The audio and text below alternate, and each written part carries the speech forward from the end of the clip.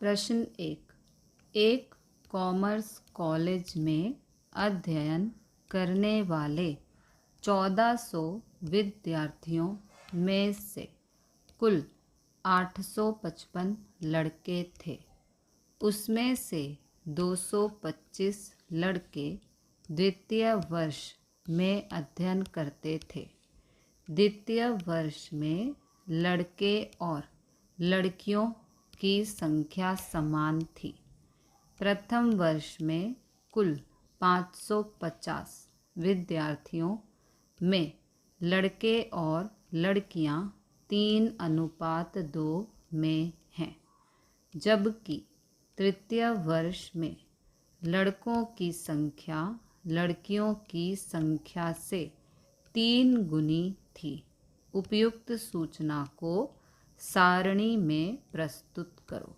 हमें यहाँ पर जो भी इन्फॉर्मेशन दी गई है उसके लिए हमें सारणी बनानी है। ओके, यहाँ 2 गुणधर्म हैं। पहला अध्ययन का वर्ष और दूसरा विद्यार्थियों का लिंग।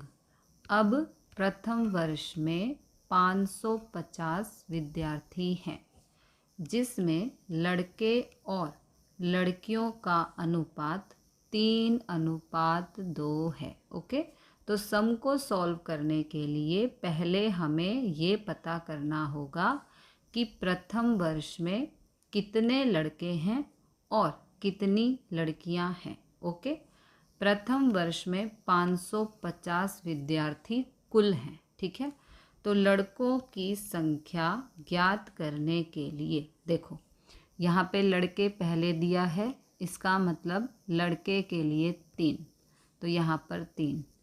इन दोनों का कुल है 5। कुल हमेशा नीचे आता है। ओके, और यहाँ 550। इसको सॉल्व करने पर आंसर आएगा 330। इसका मतलब है कि प्रथम वर्ष में लड़कों की संख्या 330 है। अब हमें लड़कियों की संख्या फाइंड करनी है। तो यहाँ 550 लड़कियाँ, पहले लड़के दिया था, अब लड़कियाँ हैं। ओके, पहले लड़के दिया था इसलिए हमने यहाँ पर 3 लिखा। अब लड़कियाँ बाद में हैं इसलिए 2। ओके, तो यहाँ पर 2, इन दोनों का कुल है 5। इसको सॉल्व करने पर 220 आंसर आता है। इसका मतलब लड़कियों की संख्या 220 है।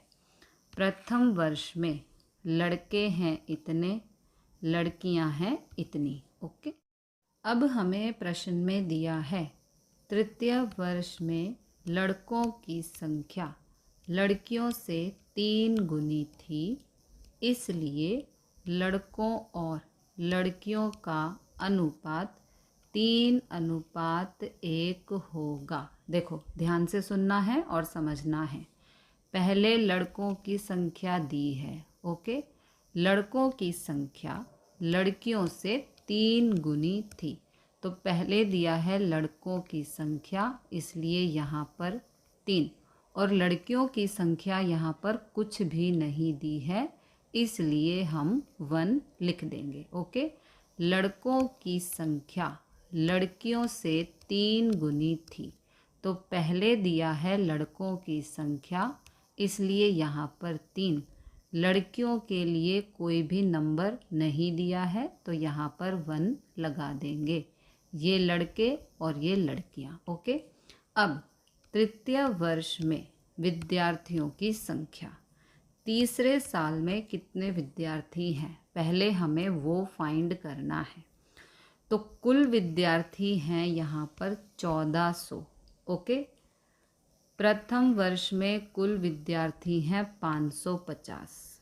ये कुल विद्यार्थी हैं, इसमें से प्रथम वर्ष के विद्यार्थी को माइनस करना है।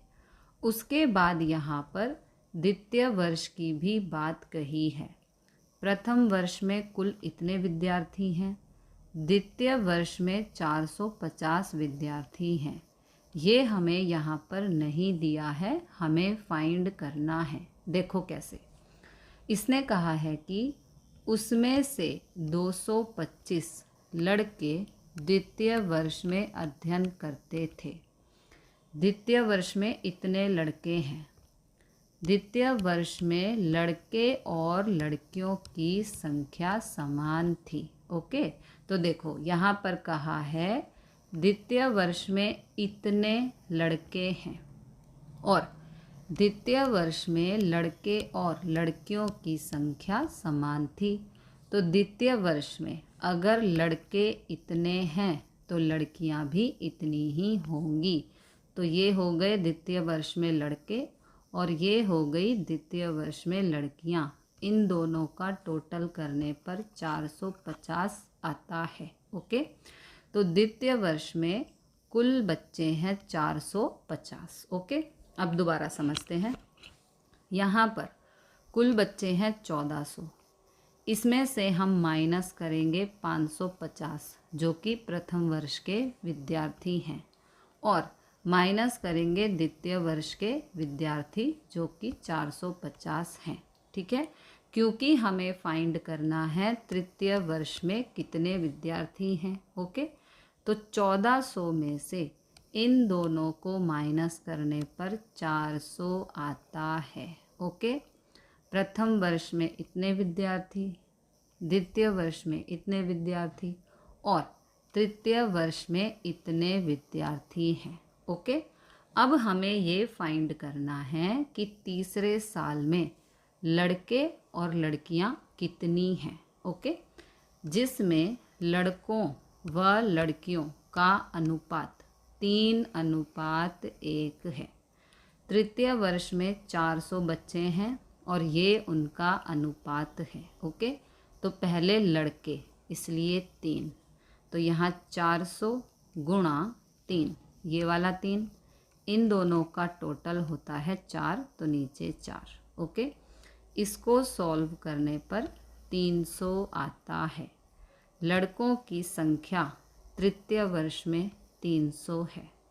अब हमें फाइंड करनी है लड़कियों की संख्या, तो 400 गुणा ये वाला 1, इन दोनों का टोटल होता है 4। इसको सॉल्व करने पर 100 आंसर आता है। तो तृतीय वर्ष में लड़कों की संख्या है इतनी, लड़कियों की संख्या है 100। ओके, अब हम फाइंड कर चुके हैं कि प्रथम, द्वितीय और तृतीय वर्ष में कितने लड़के और कितनी लड़कियां हैं। तो इस प्रकार अब हमें सारणी बनानी है। एक कॉमर्स कॉलेज में अध्ययन करने वाला विद्यार्थियों की लिंग व अध्ययन वर्ष अनुसार सारणी हमें इस प्रकार बनानी है। यहाँ पर लिखना है लिंग या अभ्यास वर्ष। तो लिंग में लड़के लड़कियाँ हैं, अभ्यास वर्ष यहाँ पर लिखना है। प्रथम वर्ष B.Com में लड़के हैं 330, लड़कियां हैं 220, इन दोनों का टोटल 550। द्वितीय वर्ष B.Com में लड़के हैं 225, लड़कियां भी 225 हैं, कुल है 450। तृतीय वर्ष B.Com में लड़के हैं 300, लड़कियां हैं 100, इन दोनों का कुल है 400।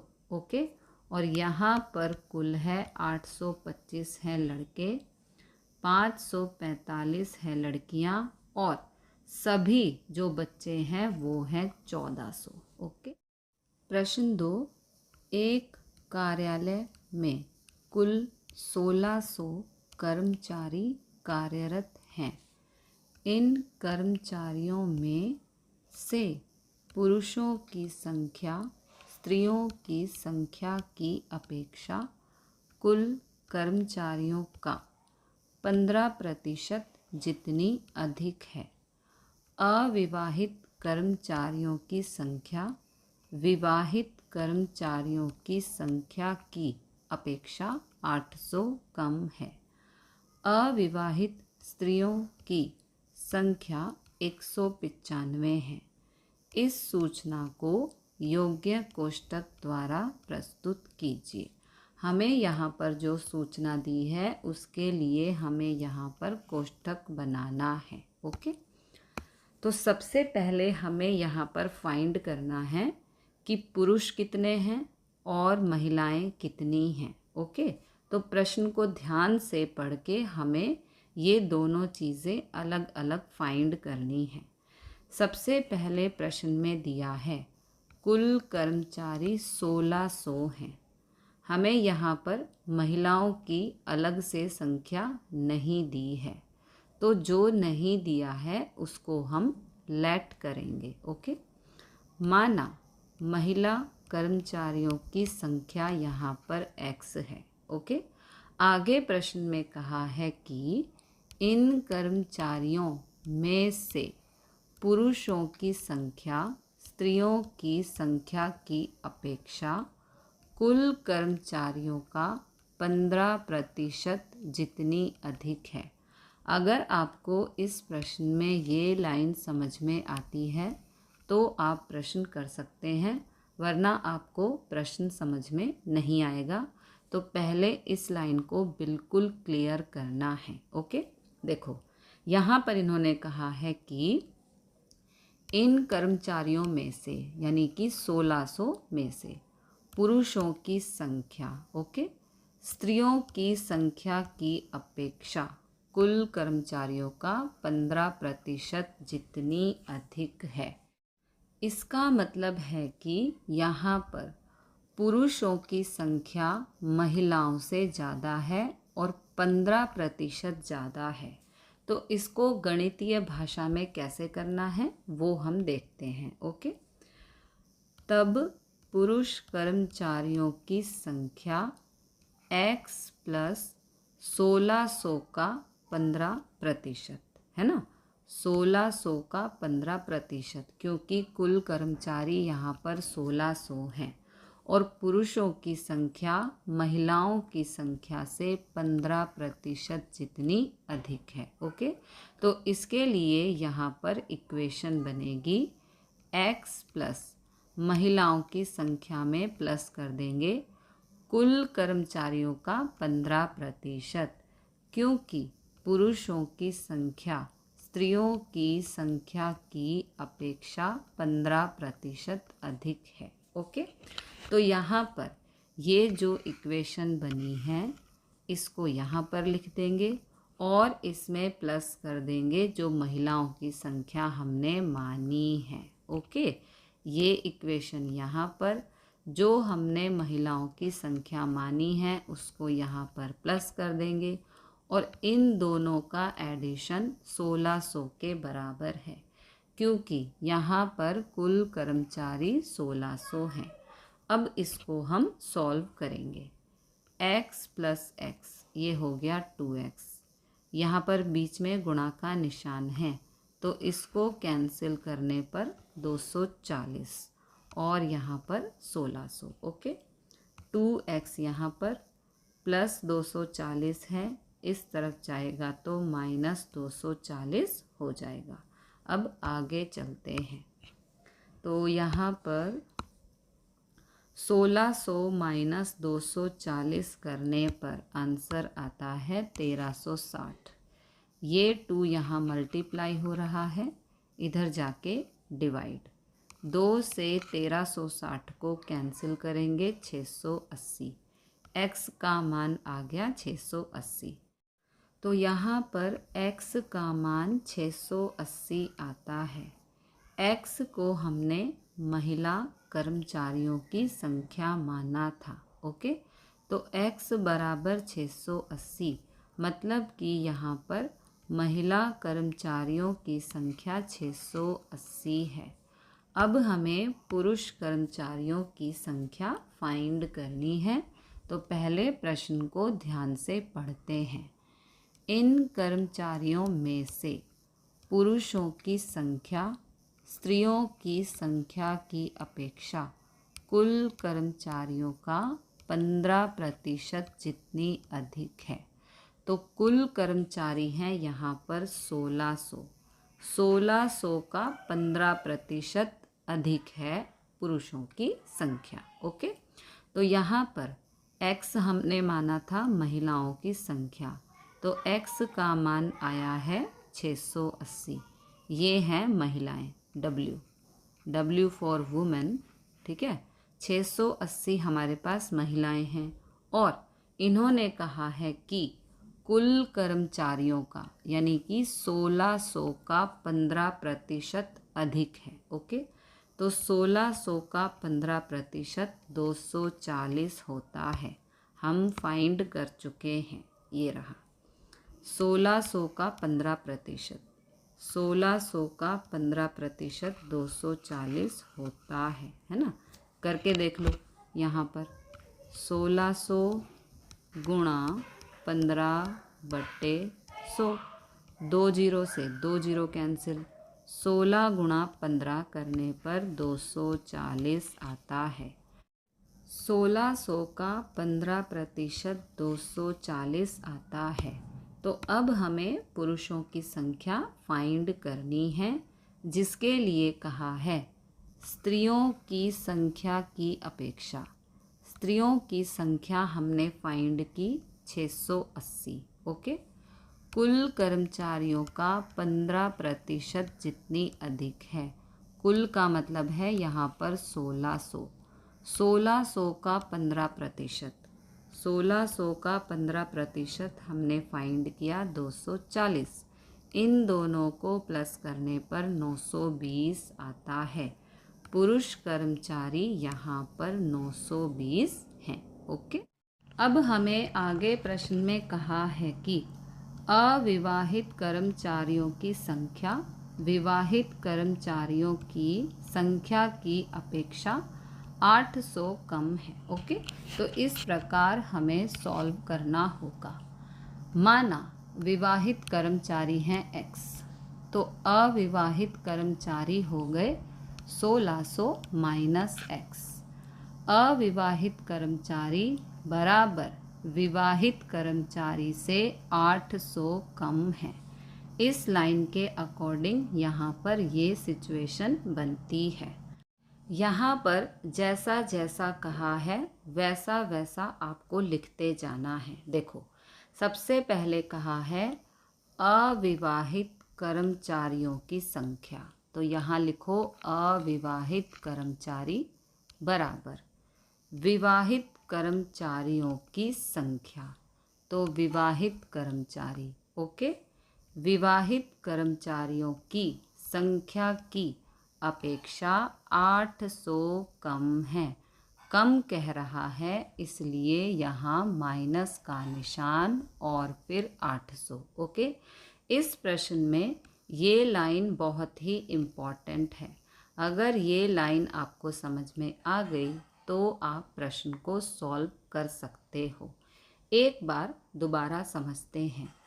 अविवाहित कर्मचारियों की संख्या, अविवाहित कर्मचारी लिखना है पहले, बराबर विवाहित कर्मचारियों की संख्या की, तो यहाँ लिखेंगे विवाहित कर्मचारी अपेक्षा 800 कम है।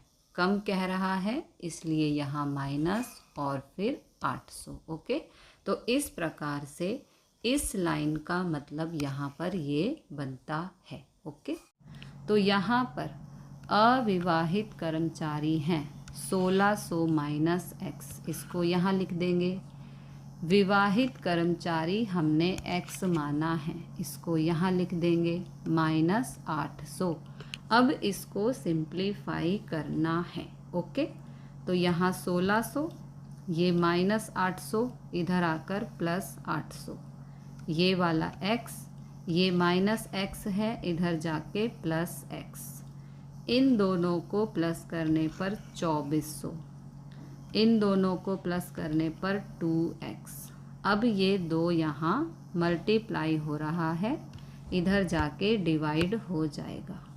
2 से 2400 को कैंसिल करेंगे तो 1200 आएगा। तो x का मान आ गया 1200। x हमने क्या माना था? x हमने माना था विवाहित कर्मचारी। ओके। तो विवाहित कर्मचारी हैं 1200, विवाहित कर्मचारी हैं 1200। तो अविवाहित हो गए 1600 माइनस एक्स, 1600 माइनस 1200, क्योंकि x का मान 1200 है। 1600 माइनस 1200 करने पर 400 आता है। इस प्रकार अविवाहित कर्मचारी हैं 400। ओके। अब हमें यहाँ पर इस प्रकार टेबल बनाना है। ओके। वैवाहिक स्तर, यहाँ पर लिंग जिसमें है पुरुष और स्त्रियां, यहाँ पर कुल। ओके। तो हम यहाँ पर फाइंड कर चुके हैं कि 1600 कर्मचारियों में से पुरुष हैं 920, स्त्रियां हैं 680। तो सबसे पहले हम यहाँ पर फाइंड कर सकते हैं अविवाहित पुरुष कितने हैं। ठीक है। यहाँ पर अविवाहित कुल लोग हैं 400 और हमें दिया है अविवाहित स्त्रियों की संख्या 195 है। ओके। तो अविवाहित कर्मचारी हैं 400। अविवाहित पुरुष फाइंड करने के लिए 400 में से जो अविवाहित स्त्री हैं 195, उनको माइनस कर देंगे। 400 माइनस 195 करने पर 205 आता है। इसका मतलब है अविवाहित पुरुष यहाँ पर 205 हैं। ओके। अब हमें यहाँ पर फाइंड करना है विवाहित पुरुष कितने हैं और विवाहित स्त्रियां या महिलाएं कितनी हैं। ओके। तो विवाहित पुरुष फाइंड करने के लिए कुल में से 205 को माइनस कर देंगे। कुल पुरुष हैं यहाँ पर 920, जिनमें से अविवाहित हैं 205। तो 920 में से 205 को माइनस करने पर 715 आता है। विवाहित पुरुषों की संख्या है 715। फिर हमें विवाहित महिलाएं कितनी हैं ये फाइंड करना है। तो यहाँ पर कुल स्त्रियां हैं 680, जिनमें से अविवाहित महिलाएं हैं 195। ओके। तो विवाहित महिलाएं फाइंड करने के लिए 680 में से माइनस कर देंगे अविवाहित महिलाओं को, जो है 195। इनको माइनस करने पर 485 आंसर आता है। इसका मतलब विवाहित महिलाएं या स्त्रियां यहाँ पर 485 हैं और इन दोनों का कुल है यहाँ पर 1200। विवाहित लोग 1200 हैं। ओके। प्रश्न 3, एक बैंक में विविध स्थानों पर नियुक्ति के लिए बुलाए गए प्रार्थियों के निम्नलिखित लक्षणों को ध्यान में रखकर सारणी का ढांचा तैयार कीजिए। यहाँ पर हमें दिया है पहला कार्यपद, दूसरा वैवाहिक स्तर, तीसरा है लिंग। इस जानकारी के आधार पर हमें टेबल बनानी है। ओके। तो यहाँ पर 3 गुणधर्म, कार्यपद, वैवाहिक स्तर, लिंग के अनुसार सारणी का ढांचा निम्नानुसार बनेगा। हमें यहाँ पर इस प्रकार टेबल बनानी है। सबसे पहले दिया है कार्यपद, तो यहाँ कार्यपद लिखेंगे। कार्यपद में हमें दिया है मैनेजर, लिपिक, कैशियर, चपरासी। ओके। तो सबको यहाँ पे लिख दो, मैनेजर, लिपिक, कैशियर, चपरासी और लास्ट में कुल करना है। ओके। अब नेक्स्ट है वैवाहिक स्तर। ओके। तो यहाँ पर विवाहित और अविवाहित, ओके, शादीशुदा लोगों के बारे में बात हो रही है, उसका मतलब है विवाहित। ओके। विवाहित पुरुष और स्त्री कितने होंगे और इन दोनों का कुल यहाँ पर लिखना है। ठीक है। नेक्स्ट है अविवाहित। अविवाहित पुरुष कितने होंगे, स्त्री कितनी होंगी, उन दोनों का कुल यहाँ पर लिखना है। लास्ट में है कुल। ओके, देखो यहाँ पे लिंग के अनुसार दिया है, इसका मतलब है पुरुष और स्त्री, पुरुष और स्त्री। ओके, अब लास्ट में यहाँ पर है कुल। ओके, कुल का मतलब है पुरुष पुरुष, ये दोनों पुरुष हैं, इन दोनों का टोटल करके यहाँ पे लिखना है। स्त्री स्त्री, इन दोनों का टोटल करके यहाँ पे लिखना है। फिर यहाँ पे जो कुल आएगा उसको यहाँ पर लिखना है। तो इस प्रकार हमें टेबल बनानी है। ठीक है। प्रश्न 4, निम्नलिखित सूचना को सारणी में प्रस्तुत कीजिए। हमें यहाँ पर ये जो सूचना दी गई है इसको हमें सारणी में दिखाना है। ओके, तो सबसे पहले यहाँ मात्र स्त्रियों से संबंधित सूचना दी गई है। यहाँ गुणधर्म है पहला वैवाहिक स्तर, जिसमें 2 स्तर होते हैं, विवाहित और अविवाहित।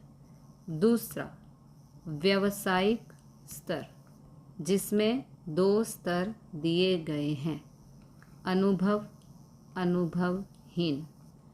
तीसरा आवास क्षेत्र, जिसमें 2 क्षेत्र दिए गए हैं, मजदूर विस्तार और अन्य विस्तार। ओके, तो ये जो इन्फॉर्मेशन हमें दी है उसको ध्यान में रखते हुए हमें टेबल बनाना है। ओके, तो सबसे पहले यहाँ पर हम स्टार्ट करेंगे।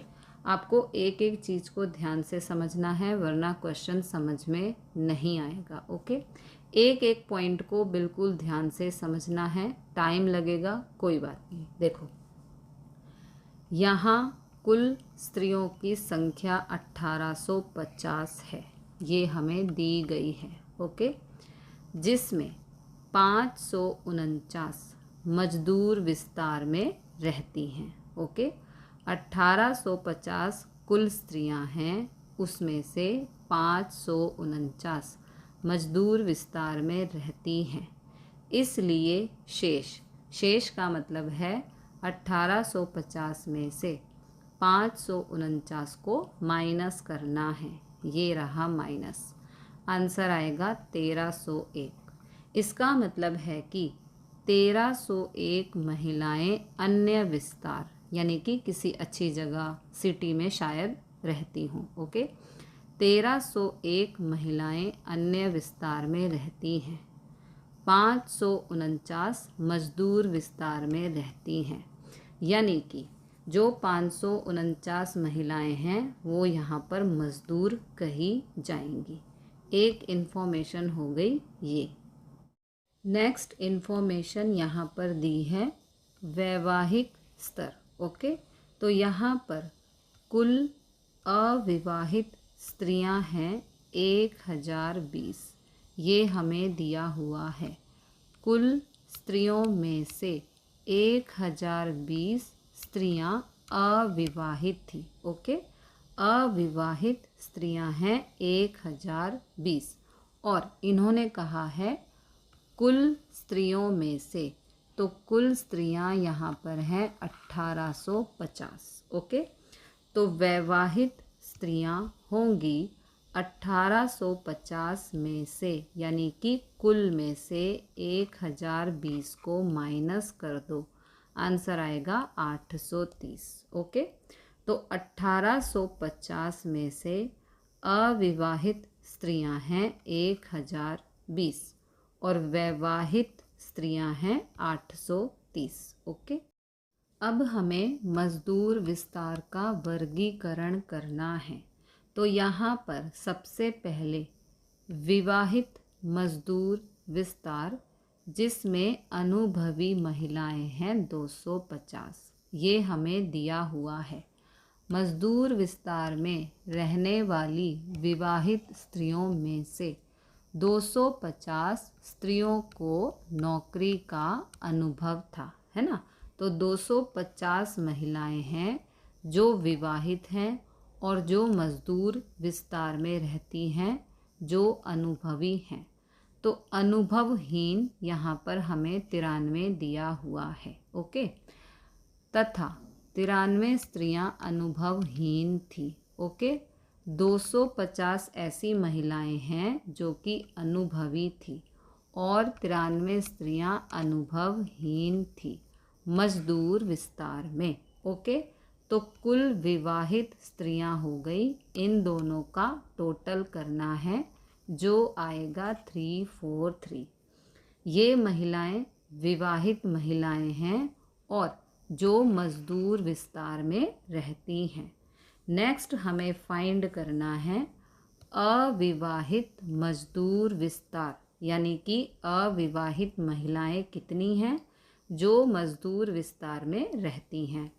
पहले हमने फाइंड किया विवाहित महिलाएं जो मजदूर विस्तार में रहती हैं। अब हम फाइंड करेंगे अविवाहित महिलाएं जो कि मजदूर विस्तार में रहती हैं। तो कुल महिलाएं जो मजदूर विस्तार में रहती हैं वो है 549 जो कि हमें दिया हुआ है, ओके। इसमें से माइनस कर देंगे विवाहित को। हमने फाइंड किया है पहले विवाहित, तो 343 को यहाँ माइनस करना है। इन दोनों को माइनस करने पर आंसर आता है 206। तो अविवाहित मजदूर विस्तार में जो महिलाएं हैं उनकी संख्या 206 है। आगे हमें प्रश्न में दिया है कुल स्त्रियों में से 1020 स्त्रियां अविवाहित थी जिसमें से नौकरी का अनुभव हो। ऐसी स्त्रियों की संख्या मजदूर विस्तार व अन्य विस्तार में क्रमशः 163 और 14 थी। तो यहाँ पर हम बात कर रहे हैं जो अनुभवी भी है और अविवाहित भी है, ओके। अनुभवी भी है और अविवाहित भी है। ऐसी महिलाओं की संख्या मजदूर विस्तार में 163 है, ओके। अनुभवी अविवाहित बराबर 163 है और अनुभवहीन अविवाहित फाइंड करने के लिए इस 206 में से 163 को माइनस कर देंगे। माइनस करने पर 43 आएगा। ये आ गई अनुभवहीन अविवाहित महिलाओं की संख्या। तो मजदूर विस्तार में कुल अनुभवहीन महिलाएं हैं 93, ओके। यहाँ पर ये 93 आया था, ये अनुभवहीन महिलाएं हैं, विवाहित हैं, ओके। जो हैं यहाँ पर 93 और ये 43 वो संख्या है जो अनुभवहीन हैं और अविवाहित है, ठीक है। यहाँ पर विवाहित और यहाँ पर अविवाहित, तो यहाँ से 93 और यहाँ से आ रहा है 43, ओके। तो मजदूर विस्तार में कुल अनुभवहीन महिलाएं हैं।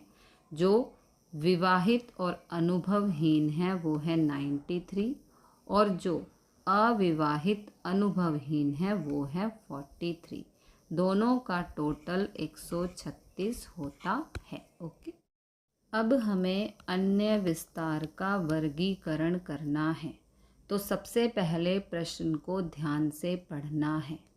मजदूर विस्तार में रहने वाली विवाहित स्त्रियों में से 250 स्त्रियों को नौकरी का अनुभव था तथा 93 स्त्रियां अनुभवहीन थी, जबकि अन्य विस्तार में रहने वाली स्त्रियों की संख्या क्रमशः 87 और 400 थी, ओके। तो यहाँ पर दिया है विवाहित और अनुभव, तो इसलिए विवाहित अनुभवी हैं 87 और अनुभवहीन हैं 400, है ना। देखो, विवाहित अनुभवी 87 ये दिया हुआ है और अनुभवहीन हैं यहाँ पर 400। ओके, तो कुल विवाहित हो गई, जिसमें अनुभवी भी है और अनुभवहीन भी है। इन दोनों का प्लस करना है, जो आएगा 487। ओके, अब हमें अविवाहित महिलाओं की संख्या ज्ञात करनी है जो अन्य विस्तार से आती हैं। तो कुल महिलाएं हैं 1301 जो अन्य विस्तार से आती हैं। ये हमने फाइंड किया है, ये रहा, है ना। 1301 महिलाएं हैं जो अन्य विस्तार से आती हैं या वहाँ पर रहती हैं। अविवाहित फाइंड करने के लिए कुल है 1301, इसमें से माइनस कर देंगे विवाहित को जो हमने अभी फाइंड किया है। तो 1301 में से 487 को माइनस करने पर 814 आता है। ये हैं अविवाहित महिलाएं जो अन्य विस्तार से आती हैं। अब हमें यहाँ पर दिया हुआ है अनुभवी अविवाहित महिलाएं हैं 14। देखो, यहाँ पर दिया है कुल स्त्रियों में से 1020 स्त्रियां अविवाहित थी, जिसमें से नौकरी का अनुभव हो। ऐसी स्त्रियों की संख्या मजदूर विस्तार व अन्य विस्तार, यहाँ पर हम अन्य विस्तार की बात कर रहे हैं। अन्य विस्तार के लिए यहाँ पर 14 आएगा। तो अनुभवी अविवाहित महिलाएं हैं 14 अन्य विस्तार से। अनुभवहीन अविवाहित महिला फाइंड करने के लिए 814 में से 14 को माइनस करना है। तो यहाँ माइनस करने पर 800 आता है। इसका मतलब है कि अन्य विस्तार में अनुभवहीन और अविवाहित महिलाओं की संख्या 800 है। ओके, अब हमें इस प्रकार यहाँ टेबल बनानी है। व्यावसायिक स्तर, आवास विस्तार, वैवाहिक स्तर अनुसार स्त्रियों की संख्या की सारणी। यहाँ पर लिखना है विस्तार, यहाँ वैवाहिक स्तर, विवाहित और अविवाहित, यहाँ पर है कुल। ओके, तो सबसे पहले विवाहित में अनुभव वाली महिलाएं हैं। मजदूर विस्तार से 250, अन्य विस्तार से 87। ये हमें प्रश्न में ही दिया हुआ है। ओके, यहाँ पर मजदूर विस्तार से 250 और अन्य विस्तार से 87। ओके, तो इन दोनों का टोटल यहाँ पर 337 है। विवाहित महिलाएं और जो अनुभव वाली महिलाएं हैं, मजदूर विस्तार से 250, अन्य विस्तार से 87, इन दोनों का टोटल 337 है। ओके, नेक्स्ट हमें बताना है विवाहित और अनुभवहीन महिलाएं। तो मजदूर विस्तार से अनुभवहीन महिलाएं हैं 93, अन्य विस्तार से अनुभवहीन महिलाएं हैं 400। इन दोनों का टोटल 493 आता है। ये हमें प्रश्न में ही दिया है। मजदूर विस्तार से 93, अन्य विस्तार से 400। ओके, तो यहाँ पर हमने यही लिखकर टोटल कर दिया। अब हमें यहाँ पर कुल फाइंड करना है। इन दोनों का प्लस करके यहाँ लिखना है, इन दोनों का प्लस करके यहाँ लिखना है और इन दोनों का प्लस करके यहाँ पर लिखना है। ओके, अब नेक्स्ट पार्ट में जो महिलाएं अविवाहित हैं, मजदूर विस्तार से आती हैं, अन्य विस्तार से आती हैं और जिन्हें अनुभव है, तो यहाँ पर मजदूर विस्तार से 163 महिलाएं हैं। अन्य विस्तार से 14 महिलाएं हैं जिनको अनुभव है और जो अविवाहित हैं। ये हमें प्रश्न में ही दिया हुआ है। देखो यहाँ पर दिया है मजदूर विस्तार से 163, अन्य विस्तार से 14। ओके, तो यहाँ पर वे महिलाएं जो अविवाहित हैं जिनको अनुभव है। मजदूर विस्तार से 163, अन्य विस्तार से 14, इन दोनों का टोटल 177 होता है। नेक्स्ट हमें लिखना है जो महिलाएं अविवाहित हैं, अनुभवहीन हैं। मजदूर विस्तार से 43 ऐसी महिलाएं आती हैं। अन्य विस्तार से 800 ऐसी महिलाएं आती हैं जो अविवाहित हैं और अनुभवहीन हैं। इन दोनों का टोटल 843 यहाँ पर आता है।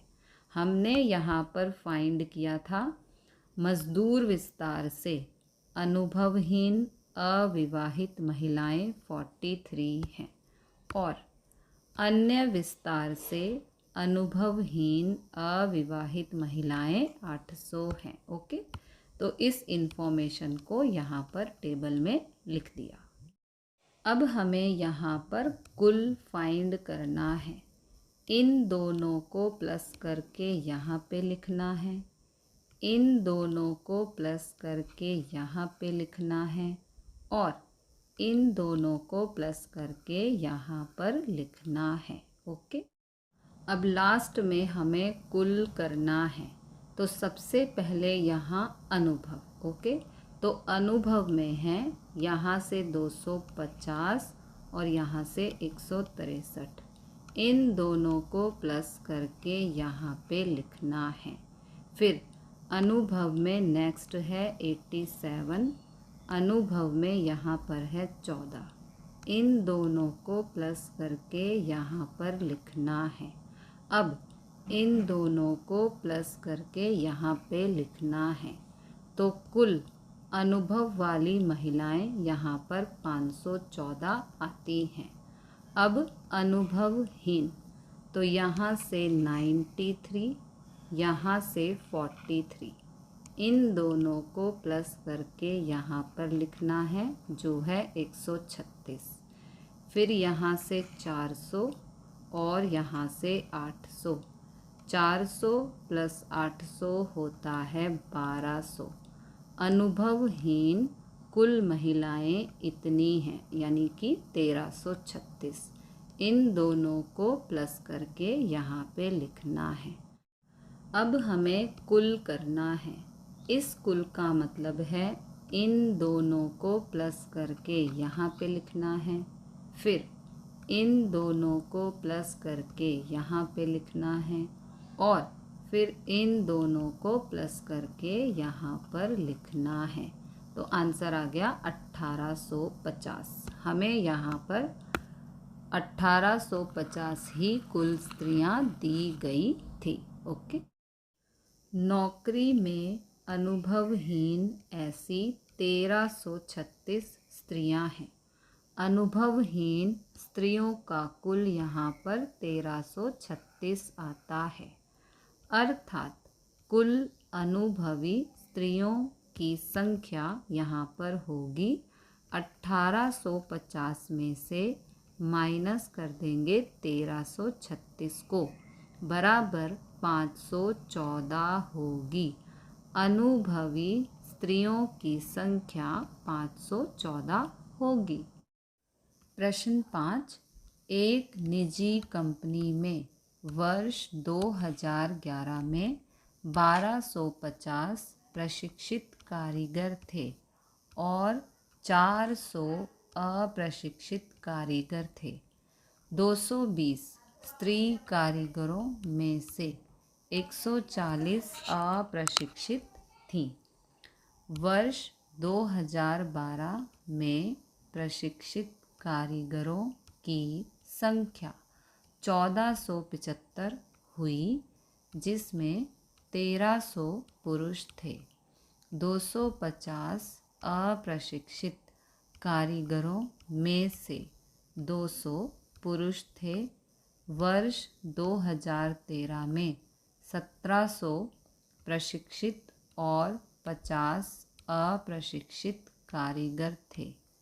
कुल कारीगरों में से 250 स्त्रियां थीं, जिसमें 240 प्रशिक्षित थी। वर्ष 2014 में कुल 2000 कारीगर थे, जिसमें से 2% अप्रशिक्षित थे।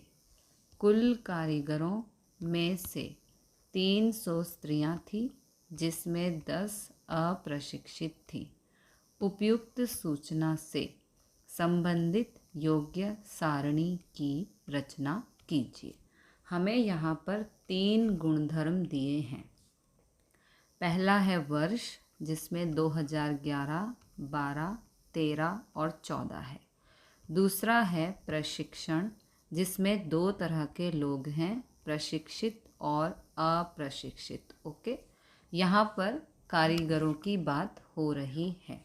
और तीसरा है लिंग, जिसमें है पुरुष और स्त्री। ओके, तो सबसे पहले हमें यहाँ पर पुरुष और स्त्री अलग अलग फाइंड करने हैं और प्रशिक्षित और अप्रशिक्षित के आधार पर अलग अलग फाइंड करने हैं। फिर हमें यहाँ पर सारणी की रचना करनी है। ओके, तो सबसे पहले हम स्टार्ट करेंगे साल 2011 से। सबसे पहले हमें फाइंड करना है वर्ष 2011 में कितने कारीगर थे कुल। ओके, तो यहाँ पर दिया है 1250 प्रशिक्षित कारीगर थे और 400 अप्रशिक्षित कारीगर थे। ओके, तो 2011 में कुल इतने कारीगर थे। इन दोनों को पहले प्लस करना है। ओके, देखो ये रहा एडिशन, 1250 और 400, इन दोनों को प्लस करेंगे 1650 आता है। 2011 में कुल कारीगर 1650 थे। ओके, उसके बाद हमें यहाँ पर दिया है 220 स्त्री कारीगरों में से 140 अप्रशिक्षित थी। इसका मतलब है कि यहाँ पर कुल 220 स्त्री हैं। पुरुष कितने हैं वो हमें नहीं पता, तो पहले हम पुरुष फाइंड कर लेते हैं। ओके, यहाँ पर कुल 220 स्त्री हैं और कुल कारीगर हैं 1650। 1650 में से 220 को माइनस करेंगे तो 1430 आएगा, यानी कि पुरुष कर्मचारियों की संख्या यहाँ पर 1430 है। पुरुष कारीगर, ओके, पुरुष कारीगर यहाँ पर 1430 हैं। तो स्त्री कुल है यहाँ पर 220, पुरुष हैं यहाँ पर 1430। अब हमें ये बताना है कि प्रशिक्षित पुरुष कितने हैं, प्रशिक्षित स्त्रियां कितनी हैं, ये हमें अलग अलग पहले बताना है। ओके, तो सबसे पहले यहाँ पर देखो एक लाइन दी है, 220 स्त्री कारीगरों में से 140 अप्रशिक्षित थी। ओके, सीधा सीधा दिख रहा है 140 अप्रशिक्षित स्त्रियां हैं, तो अप्रशिक्षित स्त्री हैं 140, तो प्रशिक्षित कितनी होंगी, इसके लिए आगे चलते हैं। अब हमें प्रशिक्षित महिलाएं फाइंड करनी हैं, तो हम फाइंड कर चुके हैं जो इसमें दिया ही है कि 140 अप्रशिक्षित हैं। कुल स्त्रियां हैं 220, तो 220 में से 140 को जब हम माइनस करेंगे तो 80 आएगा। प्रशिक्षित महिलाएं 80 हैं, यहाँ पर लिख दो, प्रशिक्षित महिलाएं 80 हैं। ठीक है, तो हमने यहाँ पर फाइंड किया प्रशिक्षित महिलाएं 80 हैं, अप्रशिक्षित महिलाएं 140 हैं। अब बात करते हैं पुरुष की।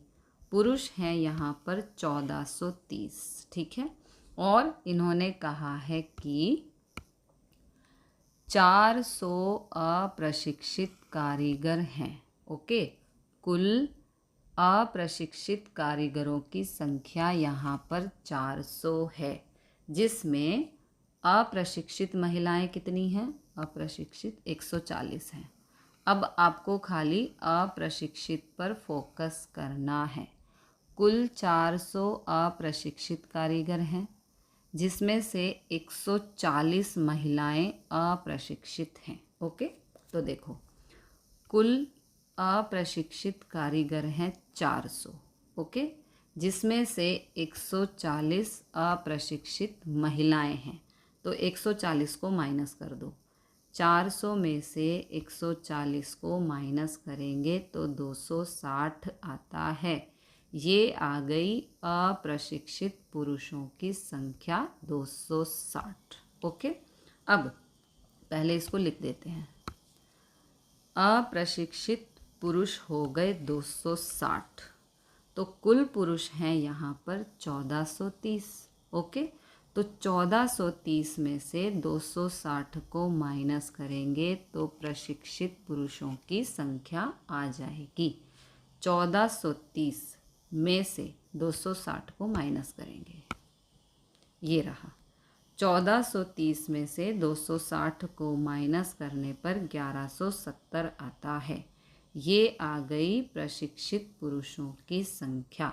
एक बार दोबारा समझते हैं। कुल अप्रशिक्षित कारीगर यहाँ पर 400 हैं। ओके, जिसमें से 140 जो महिलाएं हैं वो अप्रशिक्षित हैं। ठीक है, तो 400 में से 140 को माइनस करने पर 260 आता है। ये आ गए अप्रशिक्षित पुरुष। यहाँ पे लिख दो, अप्रशिक्षित पुरुष आ गए 260। ओके, अब कुल पुरुष यहाँ पर 1430 हैं। तो 1430 में से 260 को माइनस करेंगे तो 1170 आएगा, जो हो गई प्रशिक्षित पुरुषों की संख्या। ओके, तो यहाँ पर हमने फाइंड किया प्रशिक्षित पुरुष स्त्री, अप्रशिक्षित पुरुष और स्त्री। ओके, और यहाँ पर कुल कारीगर 2011 में 1650 हैं। अब इसको हमें टेबल में शो करना है। ओके, अब हमें यहाँ पर इस प्रकार सारणी बनानी है। हमने वर्ष 2011 के बारे में इंफॉर्मेशन कलेक्ट कर ली है। यहाँ पर लिखना है वर्ष, प्रशिक्षित, अप्रशिक्षित और यहाँ पर कुल। ओके, तो प्रशिक्षित पुरुष 2011 में 1170 हैं। प्रशिक्षित स्त्रियां 2011 में 80 हैं। ओके, इन दोनों को प्लस करके यहाँ पर लिख देना है। फिर अप्रशिक्षित पुरुष हैं 260, स्त्रियां हैं 140। ओके, इन दोनों को प्लस करके यहाँ पर लिख देना है। और लास्ट में जो कुल है, इसमें पुरुषों की संख्या, यानी कि ये वाले पुरुष और ये वाले पुरुष, इन दोनों को प्लस करके यहाँ पे लिखना है। फिर स्त्री, ये वाली स्त्री 80 और ये वाली स्त्री 80 प्लस 140 करके यहाँ पे लिख देना है। और कुल में यहाँ पर इसको और इसको प्लस करके लिख देना है, जो है 1650। 2011 में कुल कारीगर 1650 थे। ओके, अब हम बात करते हैं वर्ष 2012 की। वर्ष 2012 में प्रशिक्षित कारीगरों की संख्या 1475 हुई, जिसमें 1300 पुरुष थे। 250 अप्रशिक्षित कारीगरों में से 200 पुरुष थे। ओके, तो सबसे पहले यहाँ पर कुल कारीगर फाइंड करते हैं। प्रशिक्षित कारीगर हैं 1475, अप्रशिक्षित कारीगर हैं 250। ओके, तो इन दोनों को प्लस करेंगे 1725 आएगा। 2012 में कुल कारीगर 1725 थे। आगे हमें दिया है कि प्रशिक्षित कारीगरों की संख्या 1475 थी, जिसमें 1300 पुरुष थे। ओके, तो प्रशिक्षित कारीगर हैं 1475, जिसमें 1300 पुरुष कारीगर हैं और जो प्रशिक्षित हैं। तो प्रशिक्षित महिलाओं की संख्या फाइंड करने के लिए 1475 में से 1300 को माइनस करेंगे, 175 आएगा। प्रशिक्षित महिलाओं की संख्या 175 है। प्रशिक्षित महिलाएं 175 हैं। ओके, और प्रशिक्षित पुरुष यहाँ पर 1300 हैं, जो कि हमें बिल्कुल क्लियर दिया गया है। प्रशिक्षित कारीगरों की संख्या 1475 है, जिसमें 1300 पुरुष थे, यानी कि 1300 पुरुष प्रशिक्षित हैं। ओके, तो 1300 पुरुष प्रशिक्षित हैं और 175 स्त्रियां प्रशिक्षित हैं। अब हमें फाइंड करना है अप्रशिक्षित पुरुष और अप्रशिक्षित स्त्रियां। ओके, अब हमें यहाँ पर अप्रशिक्षित महिलाएं फाइंड करनी हैं। अप्रशिक्षित महिलाएं, तो यहाँ पर दिया है 250 अप्रशिक्षित कारीगरों में से 200 पुरुष थे। ओके, तो 250 अप्रशिक्षित हैं, जिसमें 200 पुरुष हैं। तो 200 को यहाँ पर माइनस कर देंगे। 250 में से 200 को माइनस कर देंगे तो 50 आएगा। अप्रशिक्षित महिलाओं की संख्या यहाँ पर 50 है। अप्रशिक्षित महिलाएं यहाँ पर 50 है। अब यहाँ पर कुल पुरुष कितने हैं वो हमें फाइंड करना है। तो यहाँ पर स्त्रियों की संख्या 225 आ चुकी है। प्रशिक्षित महिलाएं हैं 175, अप्रशिक्षित हैं 50। इन दोनों का टोटल 225 आता है। महिलाएं यहाँ पर 225 हैं। ओके, अब हमें यहाँ पर पुरुषों की संख्या ज्ञात करनी है। तो कुल कारीगर है 1725। ओके, कुल कारीगर 1725 हैं। इसमें से 225 को हम माइनस कर देंगे। ओके, कुल कारीगर 1725 हैं, महिलाएं हैं 225। पुरुषों की संख्या फाइंड करने के लिए 1725 में से 225 को माइनस कर देंगे तो 1500 आएगा। ओके, इसका मतलब है यहाँ पर पुरुषों की संख्या यहाँ 1500 है। ओके, प्रशिक्षित पुरुष हो गए 1300, अप्रशिक्षित हो गए 200। अब ये 200 हमने कैसे फाइंड किया? 1500 में से 300 को माइनस कर दो। ठीक है, क्योंकि हमने फाइंड किया है पीछे कि पुरुषों की संख्या यहाँ पर 1500 है। ओके, और यहाँ पर हमें दिया है कि 1300 पुरुष थे जो यहाँ पर प्रशिक्षित थे। 1300 पुरुष प्रशिक्षित थे। ठीक है, तो 1500 में से इस 1300 को माइनस करेंगे तो ये वाला 200 आएगा, जो अप्रशिक्षित पुरुषों की संख्या है। तो इस प्रकार यहाँ पर हमने फाइंड किया स्त्रियों की संख्या 225, पुरुषों की संख्या 1500 है। ओके, अब इस टेबल में 2012 की इन्फॉर्मेशन हमें लिखनी है। 2012 में प्रशिक्षित पुरुष हैं 1300, स्त्रियां हैं 175। इन दोनों को प्लस करके यहाँ पे लिखना है। अप्रशिक्षित पुरुष हैं 200, अप्रशिक्षित महिलाएं हैं 50। इन दोनों को प्लस करके यहाँ पे लिखना है। और यहाँ पर कुल में पुरुष, यानी कि ये वाले पुरुष और ये वाले पुरुष, इन दोनों को प्लस करके यहाँ पे लिखना है स्त्रियाँ। ये वाली स्त्रियाँ 175, ये वाली स्त्रियाँ हैं 50। 175 प्लस 50 करके यहाँ पे लिखना है। फिर इस वाले कुल में इन दोनों को प्लस करके लिखना है। 2012 में कुल कारीगर 1725 थे। ये हमने फाइंड किया था यहाँ पर कि 2012 में कुल कारीगरों की संख्या 1725 थी। ओके, अब हम बात करते हैं वर्ष 2013 की। इसमें हमें दिया है 1700 प्रशिक्षित और 50 अप्रशिक्षित कारीगर थे। कुल कारीगरों में से 250 स्त्रियां थी, जिसमें 240 प्रशिक्षित थी। सबसे पहले यहाँ पर हम कुल कारीगरों की संख्या ज्ञात करते हैं। तो 1700 ये रहा और 50 अप्रशिक्षित।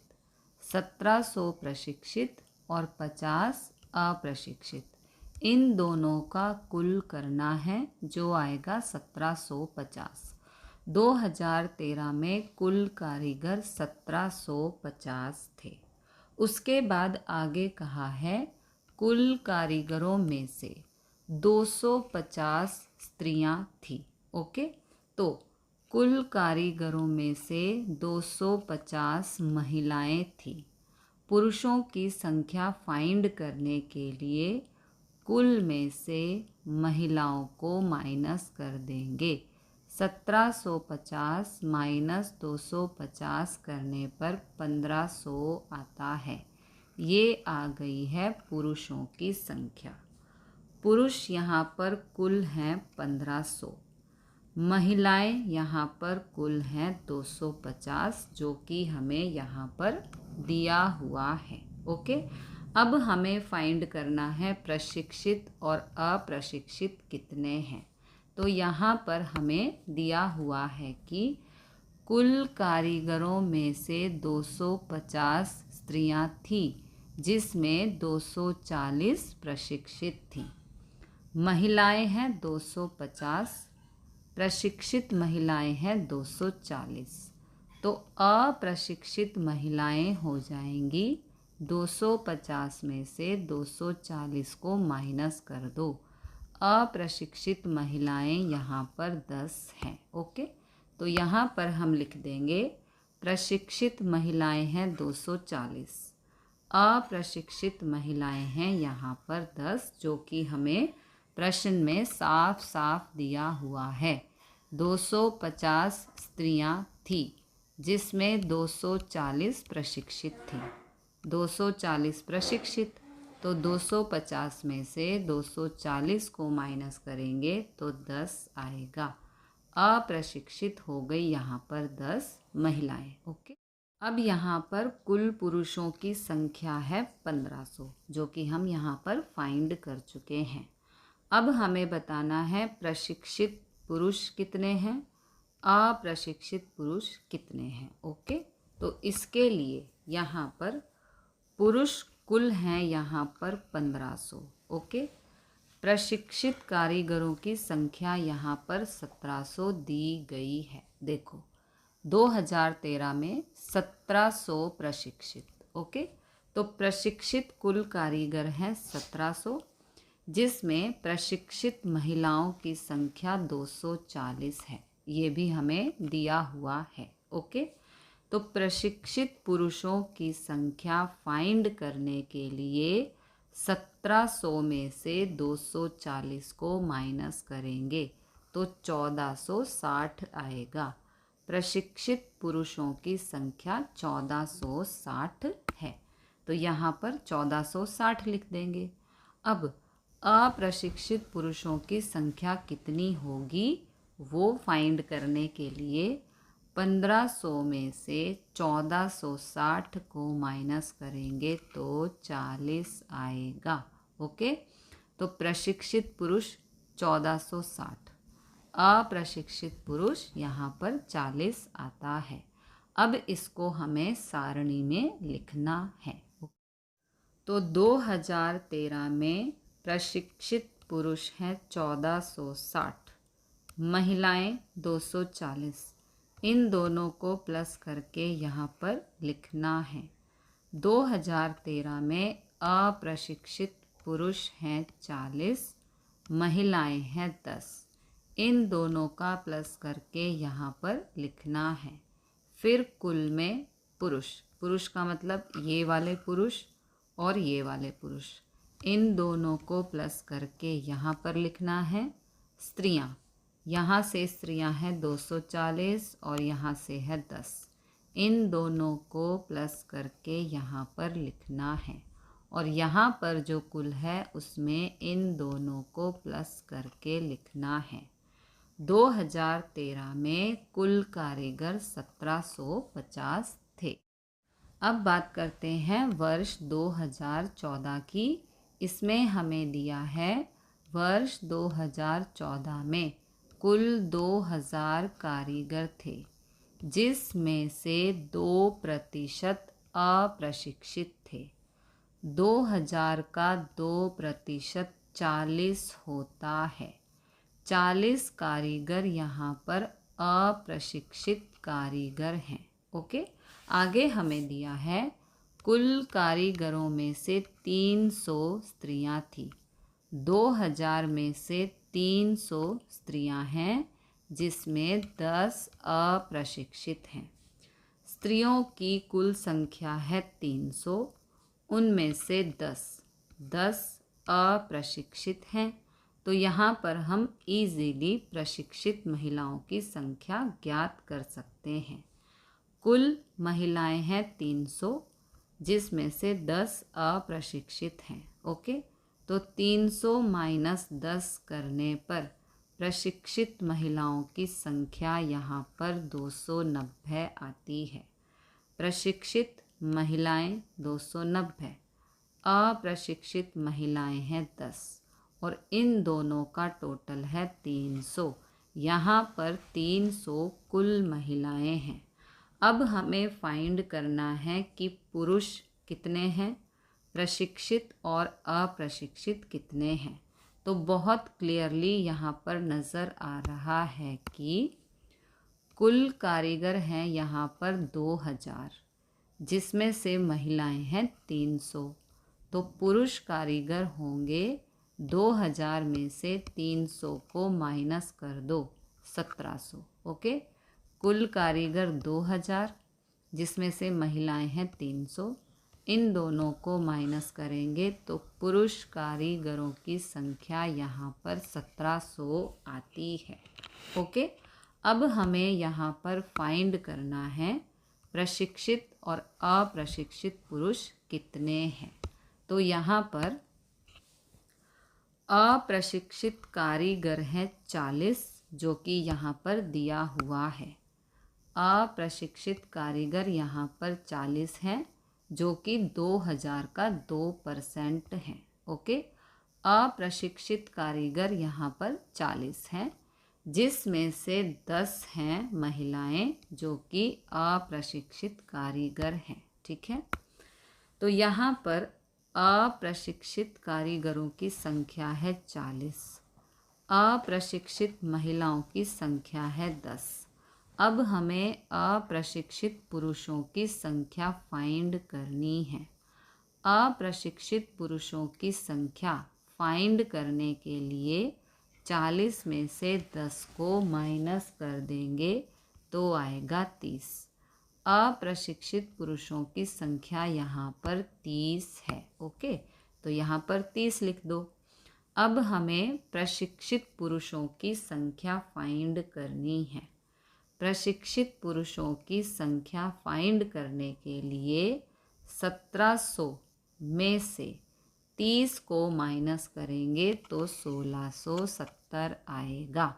इस प्रकार प्रशिक्षित पुरुषों की संख्या यहाँ पर 1670 है। अब हमने सब कुछ फाइंड कर लिया है। अब इस सूचना को हम टेबल में पुट कर देंगे। ओके, इस प्रकार वर्ष 2014 में प्रशिक्षित पुरुष हैं 1670, महिलाएं हैं 290। इन दोनों को प्लस करके यहाँ पे लिखना है। अप्रशिक्षित पुरुष हैं 30, महिलाएं हैं 10। इन दोनों को प्लस करके यहाँ पे लिखना है। और यहाँ पर कुल में पुरुष यानी कि ये वाले पुरुष और ये वाले पुरुष, इन दोनों को प्लस करके यहाँ पर लिखना है। स्त्रियाँ हैं यहाँ पर 290 और यहाँ पर है 10। इन दोनों को प्लस करके यहाँ पे लिखना है। और लास्ट में इन दोनों को प्लस करके यहाँ पे लिखना है। 2014 में कुल कारीगरों की संख्या 2000 थी। ओके।